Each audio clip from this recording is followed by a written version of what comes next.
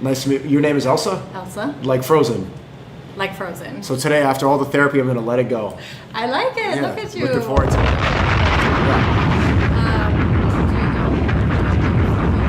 You can call me Hubert. That's my name. I don't think I believe that. Is it? No, it's not. Yeah. That's the name that most people call me Hubie, but just call me Sneako. Sneako's good. Hubie. Where did that come from? From Hubert, it's like a... But it is your real name, Hubert? Yeah. Sneako. It's We'll Sneako. go with Sneako. Yeah. How are you? Doing good. Doing good. All right.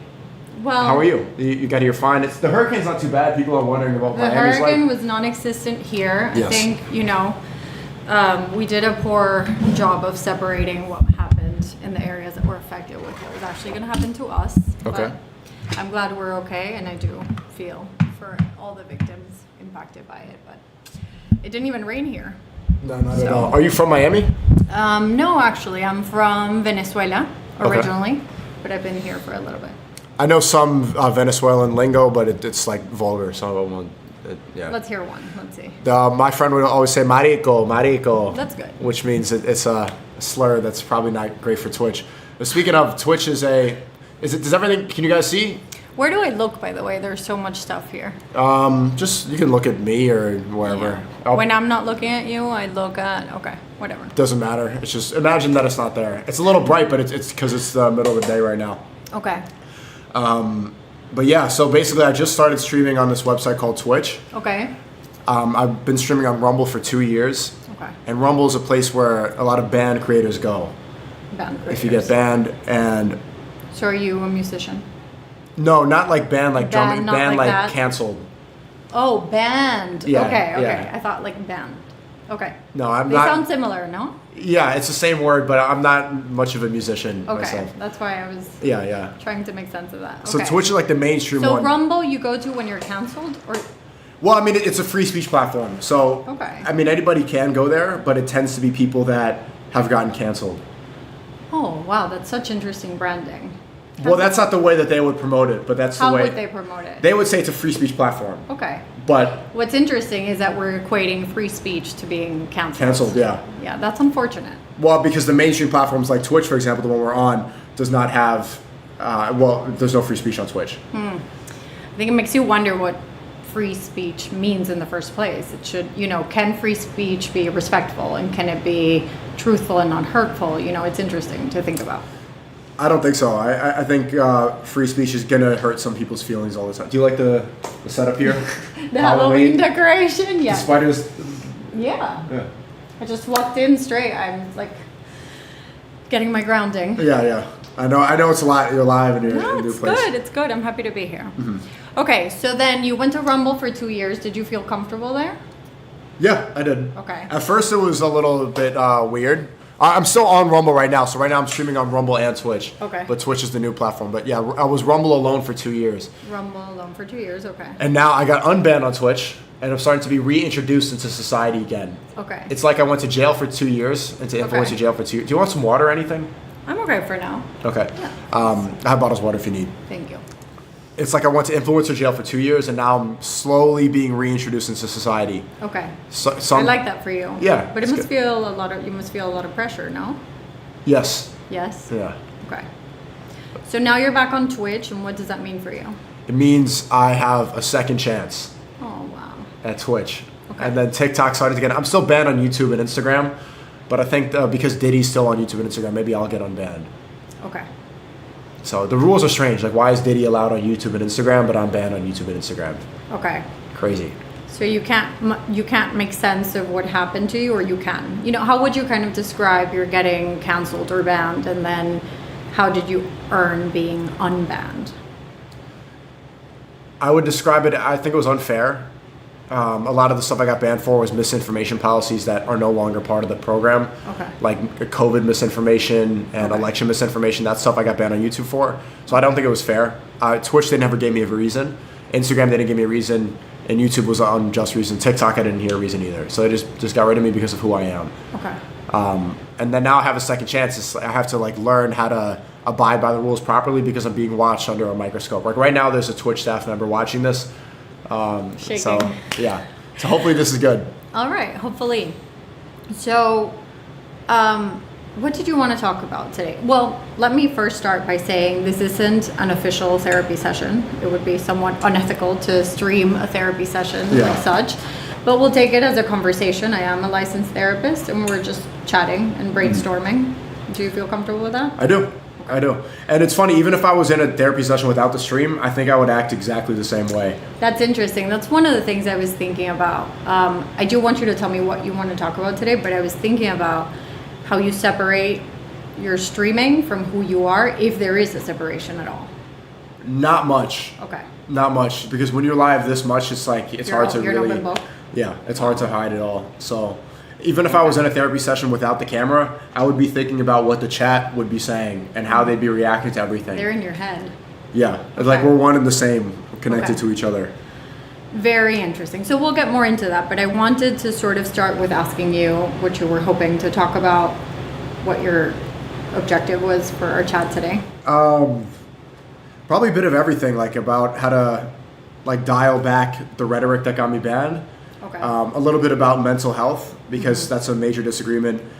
Like I wouldn't actually, I don't really believe in therapy. Okay. For the most part, even though my mom's a therapist. No way. Yeah, she is. Your mom's a therapist? She is, yeah. That is so cool. What's her title, training? Psychologist? I'll mute for a second. Yeah, so she does, she's a therapist, and we disagree all the time. I don't really believe in mental health. Like, they said I had ADHD when I was a kid. Okay. I don't think it's real. Okay. I don't think it's a real disorder. I don't think depression is something, I think that's overprescribed to people. I think autism, all these like mental anxiety, for example, it's like a common theme for people where I'm from.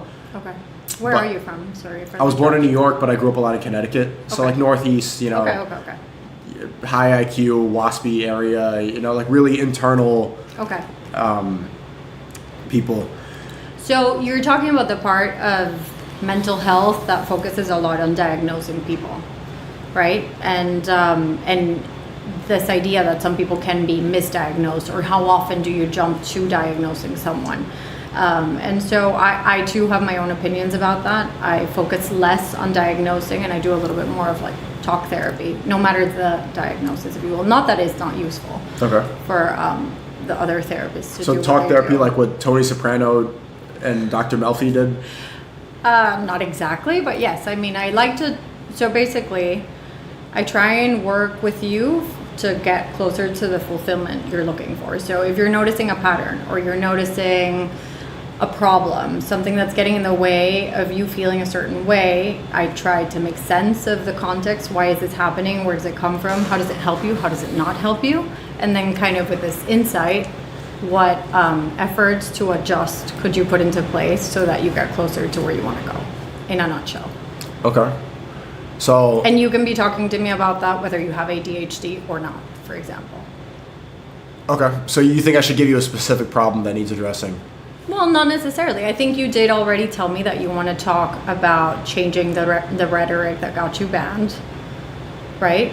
Or I don't even know if I want to, because I kind of I think that's what makes me me, you know. Okay. And so why should I have to change who I am for this platform just to make some money? So who are you? How would you describe yourself and your brand if they're one and the same? If they're separate, one and the other? That's a good question. I mean, they are the same. Okay. I've started doing this knowing that as long as you tie your brand to who you are, you're never going to run out of stuff to talk about or stuff to do. Okay. So you do feel that your brand is very aligned with who you are? It is. It's not like you have to turn it on and off. No. Off brand, on brand. You're just being you. I just woke up like 30 minutes before the stream, and they're like, why do you look tired? Because I woke up, I didn't eat, I just woke up and came right here and started the day. Okay. Yeah. Do you need some food? I'm hungry, yeah. Okay. I'm going to get food later, but yeah. All right. They get so needy. When I woke up and the first thing, when's he going live? When's he going live? Where's the update? I'm like, oh my God. Like, I didn't even get they feel entitled to all of my time. I have 3 kids, so I'm familiar with that feeling. Okay. So you feel like your brand is one and the same with your personality? Yes. And it's hard to separate sometimes, hard to forget. Like, when, I'll be candid. I went back to see my family, and when they say my real name, I forget that's my real name. Okay. I'm like, whoa, like Hubert, like I forget that people still call me that. So I'm so used to being like performative that it's hard to really sometimes remember who you are outside so of the you performance. become your performance. Yes. Which is different than your performance being you. But if I've been doing this for 12 years, the performance is me, isn't it? That's interesting. That's a philosophical question. I don't know. It's like the chicken or the egg. Did the performance become you, or did you become the performance? I don't know that we can answer that, honestly. But I think it is interesting to think about separating or noticing what parts may be a little bit different from, between you and your persona when you're streaming, if any. I forget what they are. Okay. So how would you describe yourself, aka your brand? My motto is seek truth through funny. Seek truth Through funny, yeah. Okay, tell me more. So I like to get to the truth. I like to have difficult conversations, but you have to entertain or else people are not going to pay attention. So I also think the funny thing is usually the most truthful. Okay. Whatever makes the room laugh or like breaks that uncomfortable silence, that tends to be based in truth. Okay. Humor, I think it's a superpower. Yeah. I think it is monumental in driving change and in allowing people to connect. So I would agree with you there. Regarding truth, I mean, it's not that you're asking me to tell you what I think about your motto, but I'm, kind of taking it in. I think truth is interesting. Do you think there is one universal truth? I do. Okay. I think I'm used to seeing people's how truth. Right. My truth. As a therapist, Yeah. I'm always like, I work with couples and I'm listening to two people and I'm like, oh, this is your experience. What's yours? And if I find myself like, siding or leaning more towards like someone, then I'm like, I'm missing half of the story. I have to find the other half. Right. And so, That's it's funny. interesting. Do you side with the woman? Not at all. Really? I have actually found that I end up having like a very male-oriented clientele. But I've always been like that. I've had a lot of guy friends and I feel really comfortable. What do you think is the number one problem in the modern relationship? That's such a great question. I'll tell you what people say. People say it's communication problems. But I think that's just an umbrella for a million things that happen underneath it. I think one of the problems is that we don't know how to effectively have uncomfortable conversations. You were talking about uncomfortable conversations, and I think it's super important to have them. I think people think you either avoid them or you are having a fight. And it doesn't have to be either of those extremes. I think we can have conversations about difficult things with the right tools. And so I think a lot of people lack that. So they'll either get really reactive and conflictual and yell, or they'll avoid and leave. It's kind of like fight or flight instinct. I haven't had a real relationship in a long time. I think it's impossible to do with this, and I'm not trying to victimize myself by saying this, but this is just what it is. If you like put everything into this, there's no time to really delve into social relationships outside of streaming. Like even all my really friendships hard. and everything are all streaming relationships. And is it all virtual, or does it ever have like an in-person component? It is, but it's usually whenever it's not on camera, it's like just discussing what we're going to be doing on camera. That's hard. You're a workaholic. And then even the girls that I'll like hang around sometimes, I'm waiting till marriage personally, but some of the girls are like, I'll think of like see a girl like, oh, she'd be great for stream. Like I could play games with her. I could do a cooking stream. Yeah, there's not really any time, because if I would, having a relationship is like having a part-time job. You know, it's a commitment. You know, it takes effort. It does. Yes. There's no time and for that. you want to put time into it. Yeah. Wow. So I don't really have real relationships. And how do you feel about giving that part up to have this life? I don't know. I was thinking about that Because it sounds like last right night. now you're giving that up Yeah. for this. Is that like a conscious choice that you make? Like, I'm all in my career right now. I'm okay with giving that up? Or have you kind of just realized that that's what's happening? It's just that's what it is. Like if you want to succeed in this, like you can't sacrifice it all. Is it because you'd be lacking time, or is it because if you had a steady, fulfilling relationship, your content wouldn't be as good? It's both. Both. Interesting. Huh. Well, you just got me thinking, did you watch that series on Netflix, Nobody Wants This, or Nobody Wants This? No. It's really interesting. It's this girl and her sister, they run a podcast. And then she starts dating a rabbi and she's not Jewish. And so it's kind of like her sister tells her that her stream content goes down once she starts having like a steady relationship, and once she wants to keep part of her private life private. And so it's interesting for me to think about that, like how content creation and what people are interested in hearing and seeing sometimes takes away from you having something that is more private. Right. Like Taylor Swift, for example, would she have a good catalog of music if she was in a stable relationship, or is all of her music based upon breakups and having toxic boyfriends? We'll see what comes next. It seems like she's in a good one now. I don't know, but I do think heartbreak and loneliness and a lot of these things make for good content. I can definitely see how there's like an inverse relationship. So do you think I'm sacrificing my mental health in order to succeed here? I wouldn't feel capable of judging that because I haven't done what you do. I do think it must be so difficult to be an open book. How long are you live for? They're going to say that I'm not live enough, but I'm live almost every day. Let me see. They're going to say that they're saying 1 hour a month. But they're saying, they're calling me lazy, cap, lazy, 1 hour max, never, he's lazy. Oh my goodness, they're saying this because they want all my life. I'm live every day. I've been live almost every single day. But Wow. and they want all my time. If I'm not live 24 hours a day, they call me lazy. That's how it works. Isn't that insanity? That is a lot to ask of anyone. He's lying. Oh wow. So what do you mean that you're one and the same with those comments? So for example, right now, you kind of showed that you think differently than your community in the sense that like you do think you're in the content creation space. They know what they're doing. They're trolling me. They know that I'm not lazy. They're just saying that to get me to work harder because they see me as a slave dancing monkey to entertain them. So how do you separate their trolling, the influence these comments have on you, from what you want to do? That's the hard part. Yeah. You know what I want to do? I want to make documentaries. I made this documentary called Letter from Bosnia, and I had to take time away from streaming to do that. And I loved it, and they loved it. But the whole time I'm filming it, when I wasn't streaming, they're like, oh, they start like getting really upset and angry. So it's difficult, and I feel the stress and the burden of it. When I'm like not streaming, I'm like, oh my, like, Yeah. you know. I hear you. So what do you do when people are upset with you and uncomfortable? So say that they're disappointed with the fact that you haven't streamed for a day or a month.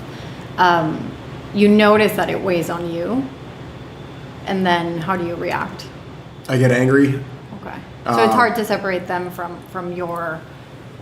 the direction you're taking. That's why me and we're one and the same. Like it's tied.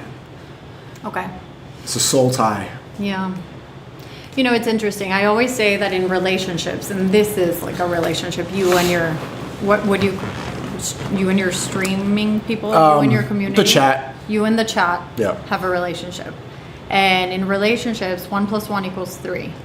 There's you, there's the chat. And the relationship. And the relationship itself. Right. It looks like your mother's a therapist. Yeah, well, I've heard that before. Like the marriage is separate from the two people. The marriage is a separate. It's like something you work on. It's you build. the part that the two people overlap in, right? And so at any given time, I'm assessing how much self are you giving up, how much of your own thinking, of your own essence, of how much of what you're doing is for the other, and vice versa, as opposed to like, do I give part of me to the relationship, but another part I look out for myself, and there can be some separation there. Just for sustainability, because if you give all yourself to the relationship, how long will it go before one day you turn around and you say like, What am I? Who am I? Exactly. Who am I? Who am I outside of this relationship? Exactly. Yeah. And especially because you're saying, well, you said that you're sacrificing future relationships for this, but is that something you want? A future Eventually? relationship? Yeah. Way more. I would, if I could have like 5 kids and a marriage and all that, for instead of these guys, I would take it in a second. Well, I'm sure you could. Yeah. It's just right now it seems like you're choosing this. Yeah. Which is okay if it's your choice. Just want to make sure that you've been thoughtful about it. I like the comparison, like what am I outside of this relationship? It's the same thing with this, like what am I without the stream? And what's my identity? Like, would I just have an identity crisis without the streaming? When you pour that much time and energy into it, What it's do hard. you think? Would you? It's hard to. I've been doing it for so long. It's hard to figure out. Here's my guess. Okay. I think you'd find yourself with space, like with a blank slate. And I think that that is both an opportunity and a challenge.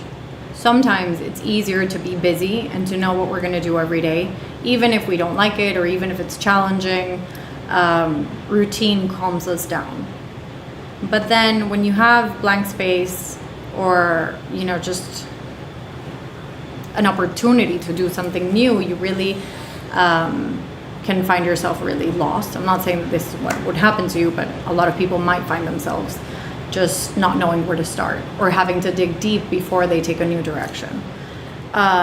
So it could be really uncomfortable for a while. Unless, another thing I'm thinking about, because nothing has to be super extreme, is that maybe you find some time, even if it's a little time, to brainstorm and start creating a separation. And it doesn't mean that anything huge would change, but just like, how am I a little bit different or separate from my chat? And just kind of like start thinking about that. So if one day this stops, you're not starting from scratch with doing all the thinking. So start now. Yeah. Start planning an exit strategy now. Or just, separating your identity slightly. Okay. Which doesn't mean you have to stop being like truthful or anything. Someone said kick her before she retires, Sneako. What does that mean? That means like someone saying kick her out of the stream before she gets me to retire. Yeah. I get that now. Yeah. No, I don't think you're ready to retire. I I'm don't not. think you'd have me here if you wanted to retire. No, But I I think you want to be thoughtful about how you go on. Do you think depression is real? Yes. What is depression?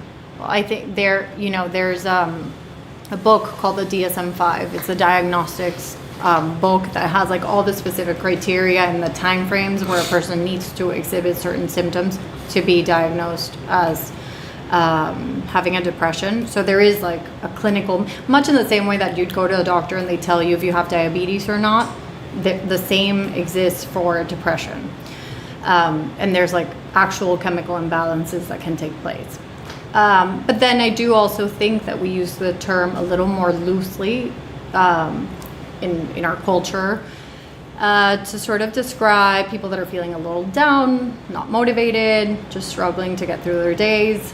And, that's what I think. There's like a clinical, medical sense to it, a way of looking at it, for which I recommend seeing a psychiatrist. But then there's also just how we use it to explain maybe not being motivated, feeling a little lost, lacking energy. So it's a feeling? I think we use that word to describe a feeling sometimes. So it's also a medical condition. So two things. Do you believe that there's a chemical imbalance? It can happen, yes. What's the chemical imbalance? Like a lack of dopamine, a lack of serotonin? Well, I'm not a psychiatrist, so I'd rather not get specifically into the diagnosis, but why were you asking? I'm curious. That's Do just you a think conversation, a debate that I've had nonstop with everybody. What is in this the community. debate? I mean, people on Twitch believe that depression's real, that it's a chemical imbalance, all this stuff. I personally don't think that there's evidence showing that there's a chemical imbalance and all this stuff. And Oh, really? Yeah, and I don't think I've never seen any studies that show that.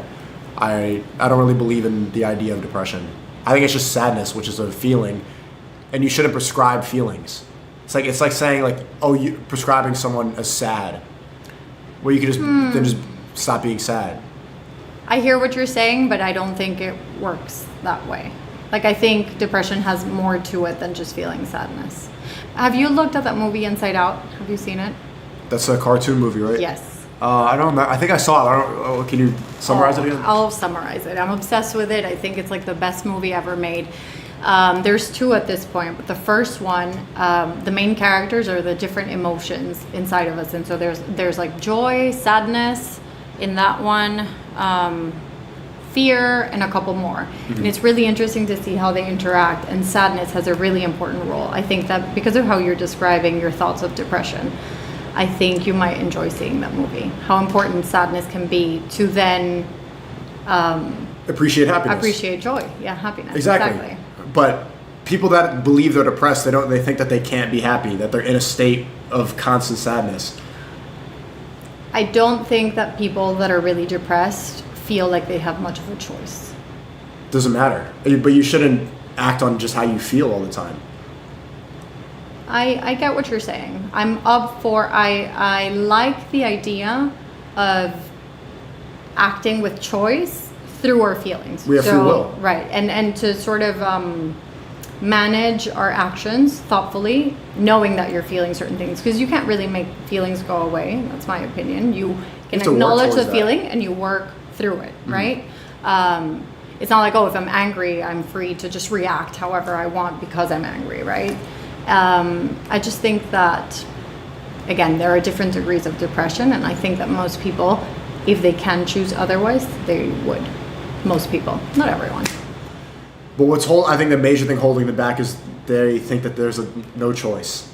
That they're in this state, they're like, I'm chemically imbalanced, therefore I have no choice. If they could understand that it's a choice for me to work through this, they would. Hopefully. I mean, to me, at the center of the therapy I do and how I think about change in life is that choice is the most important thing that we have. You know, you can't control all your circumstances, but you can control how you react to them. So I too really treasure and value this idea of choice. Sounds like we agree. Yes, on choice. Specifically about depression, it would depend on every case and everything. I don't think people choose to be depressed. But generalizing is really difficult when you're speaking of mental health, of anything really. That's where I come back to this idea of universal truths. Do I believe that either you or I will have the truthful answer?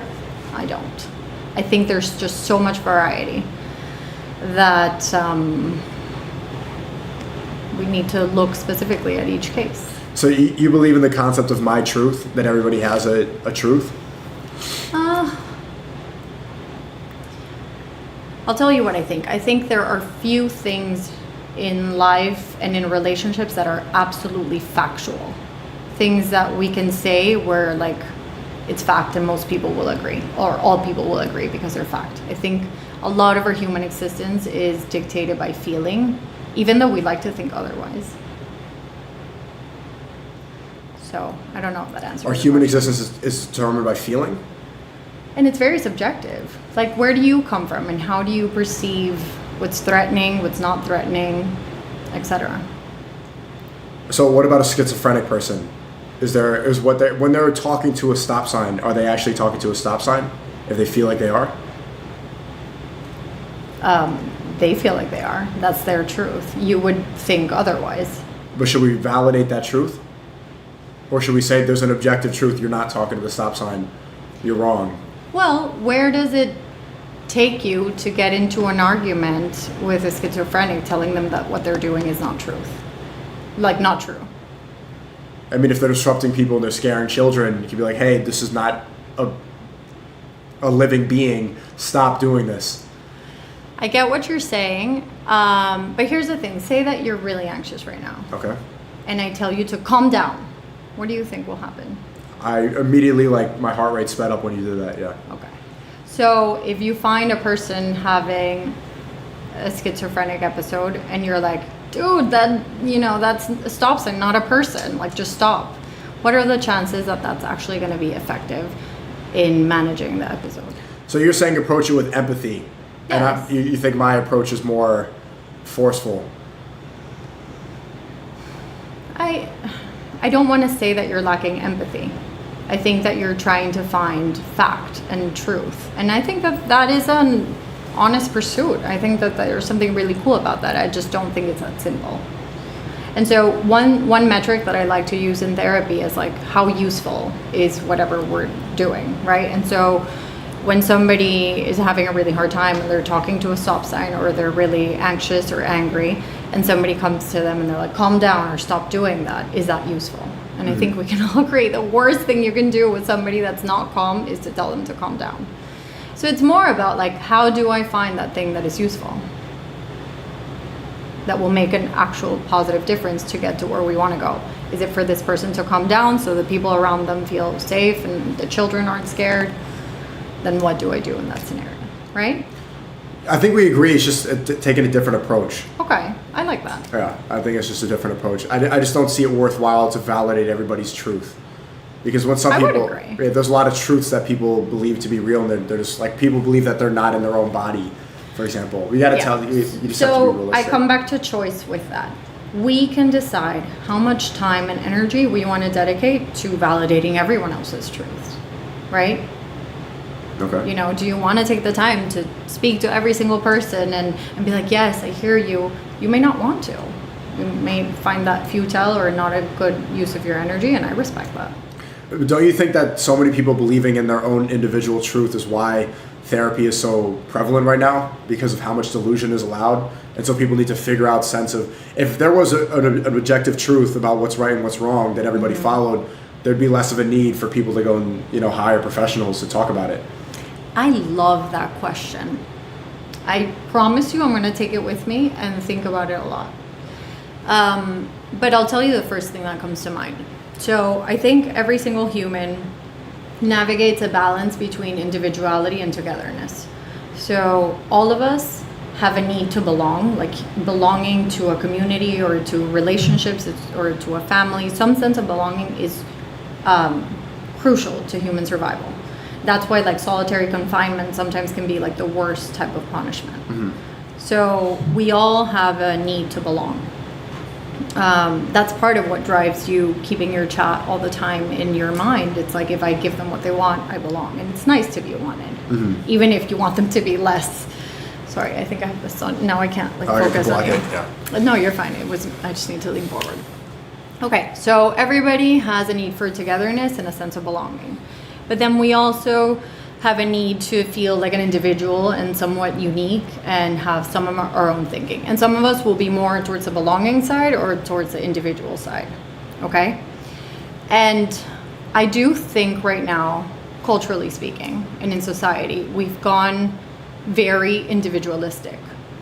We've gone very like, this is my truth completely and I decide what I want, and to a point where I think we go from extremes and then we self-regulate, and I think we will start self-regulating sometime in the near future because we've come to a point where everybody wants to make their own rules and think very, very, very independently. And that, some people might say, well, like, that's nice and it's a freedom we all deserve. But I will say that with freedom comes responsibility. Mm-hmm. And it's like with parenting and kids, like sometimes kids want to do whatever they want, but they actually feel safe when there are boundaries. And that's why this like general truths and universal rules and stuff, sometimes we don't like them, but they do serve an important role in like taking the thinking out of every single thing we do, out of every single thing we think. So it's just a reciprocal relationship. It's about finding the balance, I think. Is that the product of social media? Why has it gone so extreme right now before it regulates? That's a good question. I try not to think cause and effect. I wouldn't just blame social media, but what do you think? What role has social media played in either allowing people to think too much about their personal truths versus creating like a universal truth? Is that your question? Like, yeah, it's made everything more internal. You know, it's not normal for people to exist in their reflection. It used to be like, the reason we like first-person shooter games is because you exist here without seeing yourself.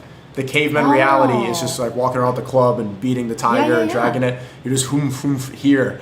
But now that we're looking at our reflection, we exist in two dimensions at once. So it's not just about the tiger, it's how we look beating the tiger. Is my hair good while I'm beating it? Is this ethical to be clubbing it this way? How are people going to perceive this treatment? So, this is mind-blowing. I don't know anything about gaming. Sorry, everybody. So I didn't know that there was a difference between the one where you're just looking at what's around you versus the one where you're looking at what's around you. That's really neat to think about. It's definitely a whole second layer, and a very distracting one at that, to think about image and the perception that others may have about who we are. A Right. lot of effort goes into defining ourselves. Because that's what. But then we come back to what we were talking about before. Sorry Go to ahead. interrupt you, which is like, are you defining yourself based on your, on your own internal values, what drives you, who you want to be, or are you defining yourself based on what you think the perception of the people around you is of who you are, right? So it's like, That's what I've built, I think, a lot of my personality on, is how people view me. exactly. It's been less internal because I've grown up, before I hit So puberty, I was exposed. making these videos. Wow. Yeah. Wow. Whole life is online. Do you feel vulnerable at all doing this? What do you mean by vulnerable? Is there ever a time where it just feels like you're putting too much on the line, where you feel very exposed and unprotected? Yeah, you just get used to it. Because if you feel vulnerable, then it shows, and then the content's going to get worse. So you can't really feel, you're not supposed to dive into those feelings. That's only going to hurt it more. Does that make sense? So you're expected to not feel. I mean, it's not about expectations. It's just not beneficial to feel that. It's not going to help me. So if I felt vulnerable, there's no point in me sitting in those feelings. Is there any other streamer or online person that you feel does show up with their feelings and with the vulnerability, and that they're somehow able to strike that chord and still be famous and successful? Yeah, everyone has. Every streamer and content creator, they have vulnerable moments, but it always ends up biting them in the future. Anytime you show complete honesty like that, there's always an equal amount of enemies that are watching, and the vultures ready to use that against you. So How specifically do you get punished? people will just use your weak moments against you. You think there's Like, a how does that exploitation of your weakness actually come to life? People- I can relate to the feeling you're describing, where it would be like, I'm being exploited for that right now, but in what ways does it factually and actually punish you?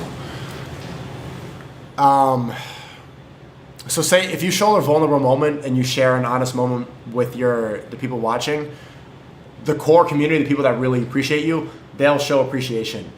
But Okay. there's the evil eyes always there. So everybody else is hearing it as well. So what does the evil eye do? Because you're saying that the true people, your core community, they will they appreciate do that. value you. Yes. So, But that could be so overshadowed by everybody That's else. important to separate from the other ones. Right, but it can be overshadowed by everybody else. Okay. Because of the comments they make? Yeah. And the comments they make impact you how? I mean, it can undermine it. Say, if the community wants to show support, hey, we love Sneako, he's doing this, and then immediately someone will reply, with that vulnerable moment, fuck you, he said this, he said that, and then they're like, oh, should I not? And what about ignoring them?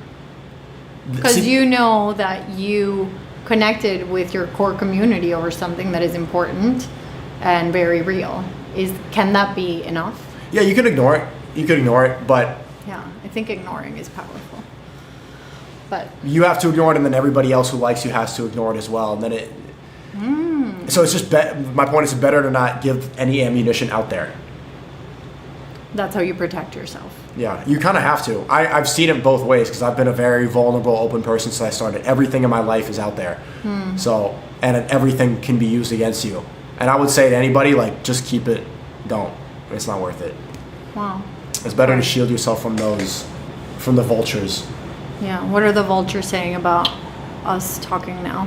Oh, they're not here. They're not Oh, they're not here. here. Yeah, Okay. they're not here. They're not in your chat? No. But they'll Okay. be on every other social media platform. Okay.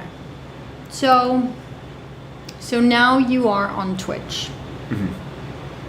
How does that change what you do? It's a liberal dominated platform. Okay. Rumble, for example, I would say, I'm going to be candid, I would say therapy sucks, fuck therapy, it's a waste of... Twitch is we love therapy, this is good. It's more empathetic, liberal feelings. So you're doing oriented. this for Twitch? No, not for Twitch. Not for... Yes. Yeah. I like your candidness. That's okay. I'm not offended at all. It's a liberal dominated platform. Okay. Feelings, and Rumble's no, pull yourself up by your bootstraps, conservative values. It's a different arena completely. Okay. So then, do you feel you're choosing between one and the other? Yes. Which one are you gonna choose? That's what I got to figure out. I got to figure out what's worthwhile. It's interesting. I have to figure out what's worthwhile. Well, I think you know which one is more reflective of who you are. From our conversation, I get a feeling that you know that. Yeah. For sure. So anytime somebody likes to wants to try and go completely against their essence, I think that is tricky. And I always wonder how sustainable is that. But then that isn't to say that I don't think we're capable of some change or adjustment. I think there are questions like, what can I do slightly different that allows me to exist in both of these platforms? Or what is one thing that I don't want to do? Maybe I refrain from this one thing. And see what difference that makes. Track it. So don't go full in or full out. Just kind of balance it. Yeah. Just get really thoughtful about what did I do today? Would I adjust and do something a little bit different that allows me to, if your goal is to be on both platforms or on more. Balance it out. Okay. It sounds like for you it might be, I don't know all the details, but it might be more about something you don't do rather than something you do. Mm-hmm. What do you think? Is that accurate? I think it's accurate. Okay. When should I get a relationship? And dial this back. Well, when? I don't know. I'm curious about how you would try and meet someone. Yeah, I don't know either. There's been opportunities, there's been some, but I'm not sure. What's getting in the way of finding one now, apart from your work schedule? Is that you have to hide so much of that. I wouldn't want my wife to be exposed to the internet at all. At all. Okay. And it seems inevitable if you're going full time like that. It seems like it's inevitable for them. Because you'd be. You never told me how many hours a day do you do this for? See, you can't trust them. They're gonna say. I'm gonna trust you. I'm talking to you. I think I can hours. barely track this. I would go probably 4 hours a day, on average. 4 hours a day. I know they're saying 1, but 2 hours. 1 hour a year. It's not true. Half an hour. It's not true. So you see this is the issue right here. Everything we're speaking about, you can see it in real time. Okay. So 4 hours. Well, people have relationships and they work much longer than they're plugged into their jobs for much longer than 4 hours a day. Yeah. So what do you do with the other 20? Well, I found it difficult. Sometimes when I hang out with the girl, I'm just thinking about the stream. I'm looking through the Twitter, looking through comments. Okay. I'm not existing in the moment. Mm-hmm. And you know how women are. Women like to be the center of attention. I can't give that. I think every person wants to feel special, especially if they're trying to find their future partner. It's hard to feel special if you're scrolling through your chat. Even if I'm not scrolling through it, I'm still thinking about it. I'll be sitting at a dinner trying to care about what she's talking about. And I genuinely just don't care at all, because what she's saying is, and I don't even want to be funny or entertaining. I don't want to because I just want to save that energy for the stream. So it sounds to me really like sick. You're not ready. But, unless you want to challenge yourself differently. So okay, if you are noticing that you're really wanting to find a relationship, a person to have a relationship with, what is one thing you do differently? Going back to this useful effort and this idea of what is one thing I would change? I think you already have your answer, just based on what we just talked about. What's the answer? You go on a date and you leave your phone to the side for 30 minutes and you give her your undivided attention. Could you survive through that? That sounds brutal. Yeah. That sounds bad. But I think that's the way you start having both of your worlds, your personal one and this one, your work one, if we can call it that. It seems like right now it's very personal and work at the same time, but I think it might be interesting for you to start making that distinction. And, like I said, it's not about you quitting this now, but it's like get thoughtful. And so maybe just dedicate half an hour once a week to having an interesting conversation with a girl. But you probably want to find a girl that you find interesting. Who would that be? I don't really find, I'm not sure, I don't find women to be interesting. Ouch. Really.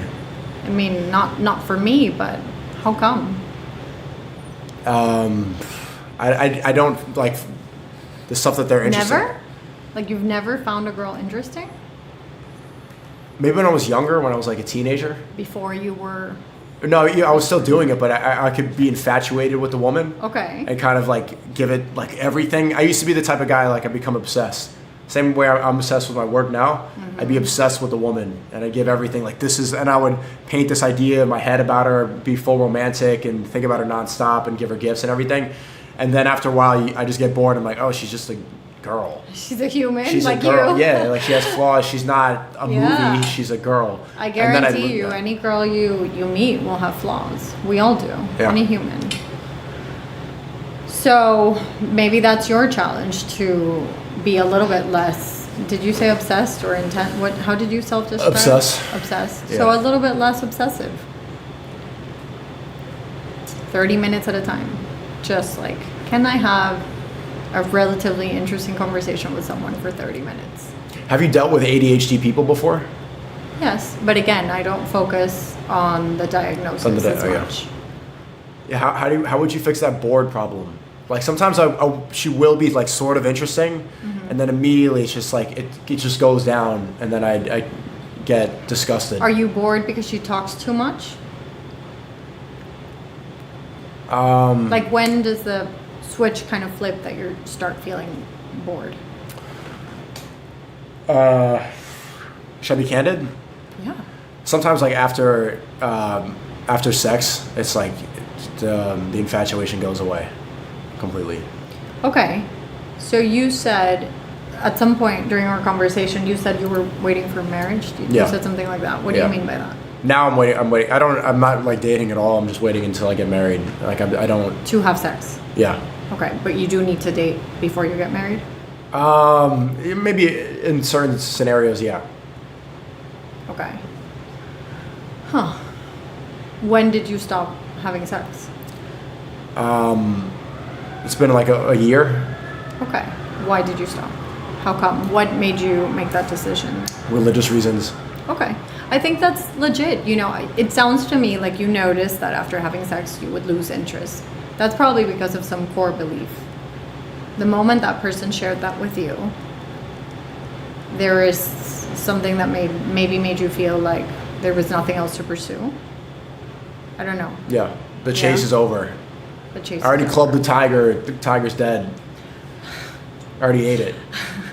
Time to get to the next hunt. So primitive.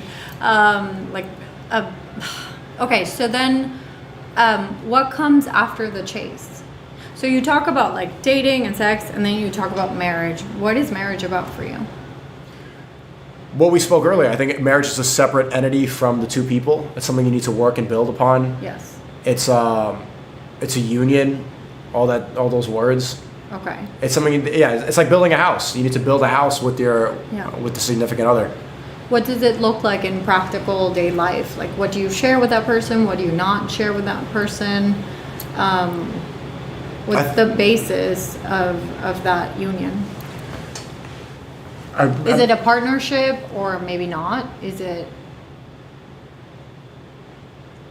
I think earlier, me when I was younger, when I was a romantic, I'd be like, it needs to be a partnership. Yes. Now, I'm like, it just needs to be a balance. She needs to provide certain things and I need to provide certain things, and I don't want to share everything.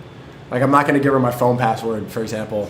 There's a lot of things I don't want to share. Okay, that's fair enough. One thing is secrecy. Another thing is to keep some parts separate. I'm up for keeping some things separate. Secrecy, I don't know. Because I think that just creates this idea of like, what are you hiding from me? but I'd have to think more about that. But I have everything in my phone, like my business, my Okay. passwords, my banking. But so when you shifted from a partnership to a balance and the way you described it, it sounded very transactional. Yes. Tell me more about what informed that shift. Like, what did a partnership mean when you were a romantic?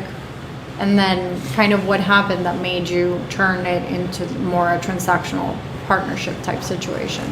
When I was a romantic, I would think that I believed in the concept of soulmates. Okay. That people fall in love and that they're destined to be together, and it doesn't matter what you provide. And then you realize like women are only going to really appreciate you for what you bring to the table. Same thing with men. Men are only going to like value women for what they bring. So I don't believe in soulmates. It's more like what we love each other for what we do, not who we are. Oof. I don't know.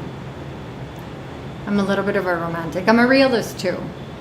I think that what we provide makes a big difference. And I'm not talking just like material things, but I think, how we show up and it does make a significant difference. It's not like love is everything. At the same time, I do think that we can fall in love with who someone else is. Like, do you admire that person, what they stand for, how they see the world? Are you interested in their thinking? No, Even if it's... I don't see that as possible. Really? Okay. How come? When did you decide it was impossible? Because people are flawed. Yes. And so I don't think I could fall in love with flaws. That's accepting a flawed existence and a flawed relationship. Are you striving for perfection? Yeah. And even though it's impossible, the goal is to be as perfect as possible. Can you fall in love with another person who is also striving for perfection, knowing that they're flawed? Like, can you admire someone's who's pursuit. doing the same thing as you? Okay, that's a good point. That's a good point. Yeah. Yeah. Someone's pursuit of perfection rather than their... Okay. Where did you learn that pursuing perfection was a worthy Pursuit? pursuit? I don't see anything else like worthwhile with your time. What else is there to do? That's a good question. I don't know. I don't like this new concept of accepting your flaws. I think it's better to get rid of them. What do you think of mistakes? You make them... Well, you want to make as little as possible. You don't want to repeat your mistakes. Right. I like that. Not repeating them. Oof. I don't like making mistakes either, but I'm trying to figure out how to develop my own thinking to be a little bit more welcoming of them, not just to excuse them, but to use them as information and growth. I think it's a little bit about like how we frame things. Going back to this idea of universal truth. Are mistakes good or bad? Bad. I would say it depends. I agree with you. You want to avoid making like mistakes all the time and certainly repeating the same one over and over. At the same time, can we understand that mistakes may have value if you turn them into a learning experience and they become a growth opportunity? Well, it's the same thing about being depressed. Like, depression is good because you appreciate happy. Same thing, a mistake is good until you find the positive from it. But the mistake in a vacuum is bad. Correct. I think that's what it meant about universal truth not actually being as useful or applicable in human day-to-day existence and relationships.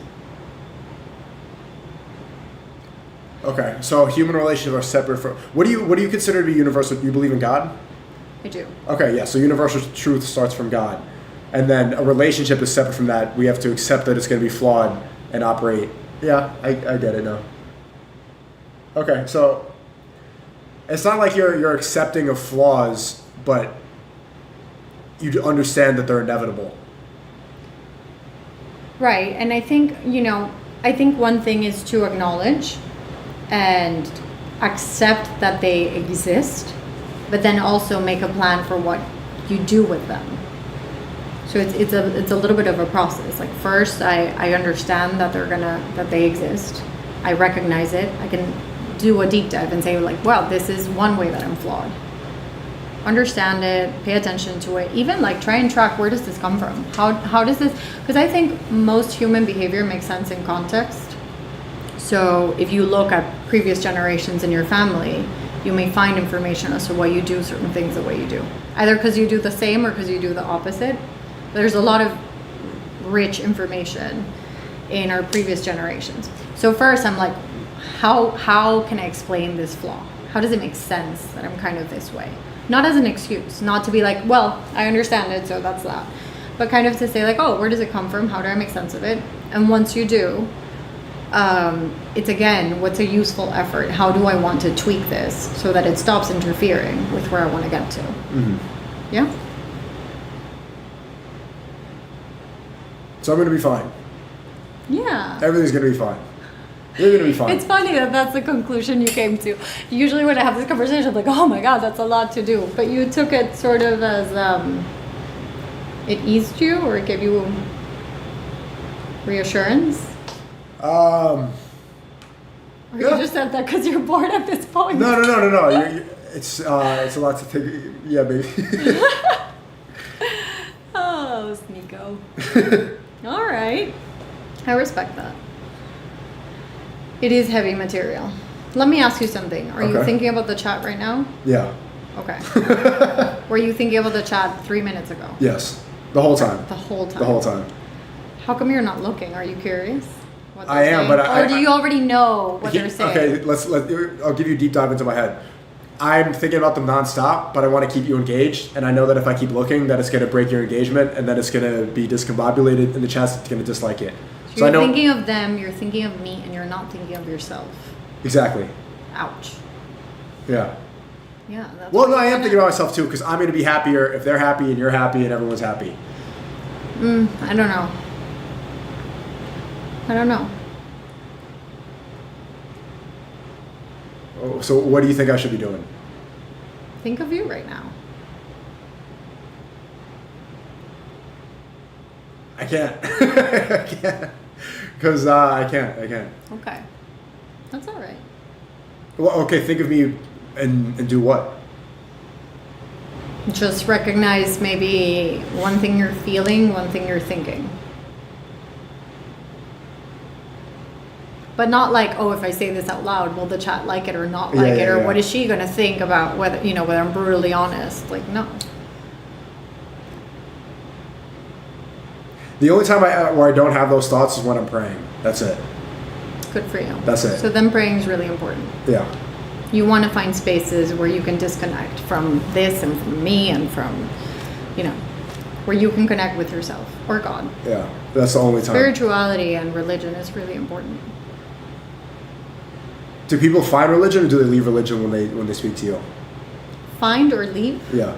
Do you think they get a closer connection or distance? Oh, that's interesting. So let's see. I'm Catholic, and I have clients with very different religions, and we can have like really interesting conversations. As long as they want to. Like, I'm not the one that determines what's relevant and what isn't in the therapy room.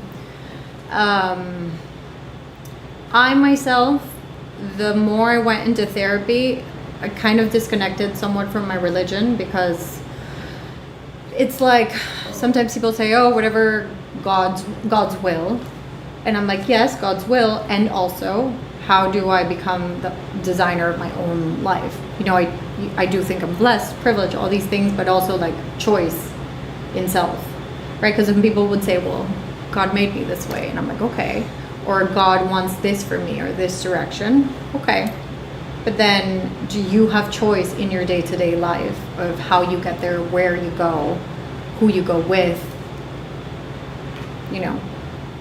So it's taken me a little while, and it's still a work in progress to understand the balance, how much I take on as my own decisions, and how much, some people won't even talk about God or religion, but they'll talk about spirituality and just like, is it fate? my husband, did God put him in my way, or did, was it fate, or, have we worked really hard to get to where we are? Probably a little bit of all of that. I don't know. That's again where universal truths are hard. How would anybody factually answer that? Do you prefer confession or therapy? Therapy. Yep. Yeah. There's a funny episode of The Sopranos where, have you seen The Sopranos? Only a little bit. My father-in-law is always telling me to watch it, and I have to add it to my watch list. Yeah, Tony Soprano. But I've heard the relationship with the therapist. Yeah, you have to watch that show. I do. You have to watch that show because Tony ends up speaking to his therapist all the time, and she's a woman, so he's kind of getting the femininity that is lacking in his life from his mom and his wife, like from there. Okay. And then he ends up like developing a crush on her. Okay. And then Carmela, his wife, she starts going to confession and then having not a relationship, but like a connection with the priest. Right. The priest is like connecting, and they're drinking the wine and everything, and they start. He starts like confessing that he like has feelings for her and all this. Wow. So it's a funny balance between the difference between like spirituality and therapy. Therapy, which is like, would you agree that it's like predominantly Jewish? Like a lot of there's a lot of Jewish therapists. I think there are. Yes, I think there's a lot of fantastic Jewish doctors and therapists. Absolutely. I did my master's with some great Jewish friends. Yeah, but I think it's not exclusive. And then confession, which is obviously a Catholic tradition. For me, confession comes usually with a lot of like the solution in confession is to go pray, and God would forgive. And I'm not saying that's useful or not. Again, I leave room for everyone to feel however they feel about that. But then what I like about therapy is like, how do I think about things? What plan do I create for prevention, for adjustment? How do I take matters into my own hand? Which I think is really useful because I'm a doer. Yeah, so you think it's more than just like 10 Hail Marys, 10 Our Fathers? Right, because I mean, yeah, if you do your 10 Hail Marys and then you leave and you do the same thing over and over. Then what happens? Like I pray that you give me serenity. Okay, I'm not saying that's good or bad. Do that, but then like what is your plan on how you're going to react when you don't have serenity? When somebody takes that serenity away, what are you going to do? And that's what I think I would talk about with someone in therapy, for example, in this case. What's your diagnosis in this conversation? I don't diagnose. You don't diagnose? Well, no. But in terms of what? What's wrong with me? Are you kidding me? I haven't thought of that for 1 minute in today's conversation. You haven't? That's not my lens at all. Okay. I think we've had an incredibly interesting conversation. I think so too. I think you've kept me engaged. So your thing that you were doing of how to keep me engaged, you did it. That's the problem. I almost forgot that. How many people are watching this? A bunch. Yeah. Yeah. I forgot. That's good. Yeah, this was engaging and entertaining. But that's the problem that I've had with therapy. I went one time in college when I was going through a breakup, and then they made me go when I was a kid, like when I had ADHD. Well, when someone told you that you had ADHD. Yeah, exactly. When I was like 12. Which you don't feel was accurate. I don't think it's real. I mean, I have hype. I mean, it's just a certain way of thinking. Anyway, I'd always feel like I had to entertain the therapist. Oh. So I'd be sitting in this conversation You're like. a performer. Yeah, even in the one-on-one, I'm like, I don't want to make him bored. Yeah. That I wouldn't be vulnerable and honest. I'm like, how do I keep you on I don't want to waste your time, because I always felt like my problems were like, why am I even here? There's people that are going through real things in the world. I'm sitting down on a couch like with some magazines. But there's all sorts of therapy, and I think I like therapy for like optimizing. So how do I, like I said at the beginning, how do I get to where I want to go? What's getting in the way? And I love thinking, so it's very insight driven. So hopefully part of the time you weren't entertaining me and I got you to think about something differently. Maybe.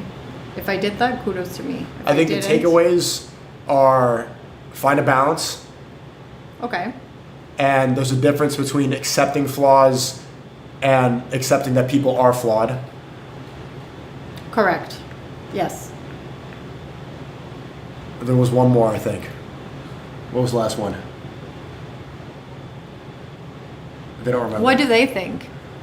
Oh my goodness. Inappropriate. Okay. They're trolls. Inappropriate too. Okay, that's all right. Yeah. This is why you don't. We're not going to take those into consideration. Yeah. Don't. Yeah, it's better to not read them, to be honest. That's fine. See, you can read it. That was another one. Like, you can decide who you give energy to and who you don't. So we were talking about people's truths, and like, you can decide not to pay attention to some of these losers. Sorry. No, but most of you, yeah, nice. Oh, that you're bored. I think that was a genuine laugh, no? No, it was. It was? I was not bored. I was entertained. Yeah, And I can appreciate assess you. that for myself. I think you weren't that bored. Yeah. So what did you think of this conversation? Since it wasn't therapy, I don't need to go against your belief that you don't believe in therapy. It was good. It was good. I think it confirmed my ideas that therapy is a very feminine occupation. Okay. Like, I think even if it was a male... It's interesting. At first, it wasn't. All the really Were men? great, yes. Like all Freud and Jung? Yes. Bowen, the one that's like the head of the theory that I practice, so many were males. But it's greatly shifted, and now there's a lot of women. What do you think the shift was? That's interesting. I don't know. I think at first psychologists came from psychiatry, which was more intense and hardcore and very, it was very medical. And then the less medical it got and more into psychology, which is separate from psychiatry. I don't know if men perceive it as softer or honestly, I don't know. Have you read Freud? Yeah, a little bit, but my background isn't mostly in psychology, but rather marriage and family therapy. Okay. Yeah. Do you do your reading on your psychologists and psychiatrists?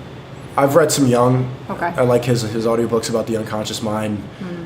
That's stuff that I like to analyze. That's because those are the times, like in prayer when I'm sleeping, that's when I get to disconnect from this, and then I really figure out like... That's when you start thinking for yourself. What are my Exactly. ideas about the world? What are my principles, my values?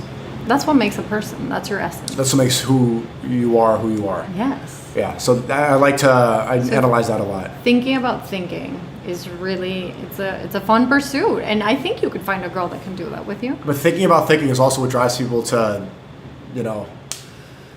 if people who overthink too much, they end up going crazy. Like, I think there's also a benefit. Like, people who are like 70 IQ, who just think like cavemen and go around, they get to go to festivals and drink Bud Light. That exists, like Taylor Swift people. Oh, I'm a Taylor Swift person. You guys are But happy. I think, not all the time. You don't think so? Oh, No. okay, maybe Taylor Swift's not like country Yeah, music Taylor or Swift, not the... like 21 Savage listeners. I don't think you can find like an artist that describes a whole population, but I hear what you're saying. Simpler minds that are less... Ignorance is bliss. Yeah, I hear that. So instead of thinking internally all the time, like, what's this problem, that's how you start finding problems that didn't exist. This is another example where I'd take your thinking and I'd be like, how does it serve me and how does it not serve me? If I overthink, can I find moments where I disconnect? And maybe it's in prayer. And so you try and do more of that. But then also, like, how is your thinking beneficial to you and useful?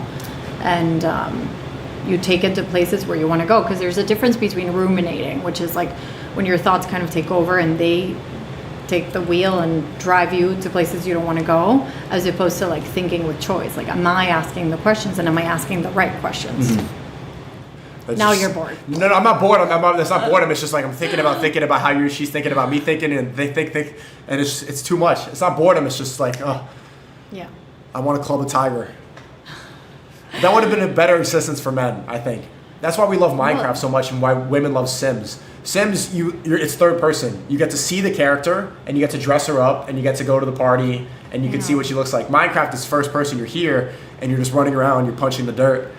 Back to basics. Yeah, I think women are supposed to be analytical of how they look, and that's why therapy is so feminine, because it's thinking about thinking, and it's thinking about how you're perceived. Where men were supposed to live without that and just act and just do, and not exist in our mind, it exists in the world. Probably. And there are some truths to that. Or generally speaking, I can see part of that being true. But I will say some men like therapy with the right therapist. Do you think some men like therapy just because they get to speak to a woman who's not nagging them all the time? That's an interesting question, maybe. Possibly. That may be one of the reasons. I think some men want to be able to connect to females and how they think without, you know, while also feeling heard, and that's not always possible in relationships. Some people just like a good conversation, and maybe they get it in therapy. Some people maybe like results, and they find them through the conversations. I don't know. Do people cry? Yeah, people cry. A lot of the times they apologize for crying, which I told them not to, but yeah. You seem like the type of person that I think you would cry if they cried. Oh my God, recently it happened that I had to hold back tears. Not all the time, but recently it did happen to me. But it's not about me, right? So I held them back. You're an empath. I am. So, What's going on? Those are longer comments. Yeah, they just hijacked it. That we need to mod this. All right. They're spamming song lyrics. Whew. Thank you so Sneako, much. Thank I appreciate it. This was interesting. So, like Elsa said, you just gotta let it go. You knew that's what you were going to end with. I like the commitment. Do you remember everything you say throughout the stream? No, Yeah. but now it exists in the ether forever. So, All right, everybody. Thank you for listening or not. Thank you. I appreciate you. Sneako, nice to meet you. Nice to meet you too. I'll let you go. Alrighty. Do you want a water to go? That's okay. I'm hoping at the car. Okay. Thank you, though. All right, guys.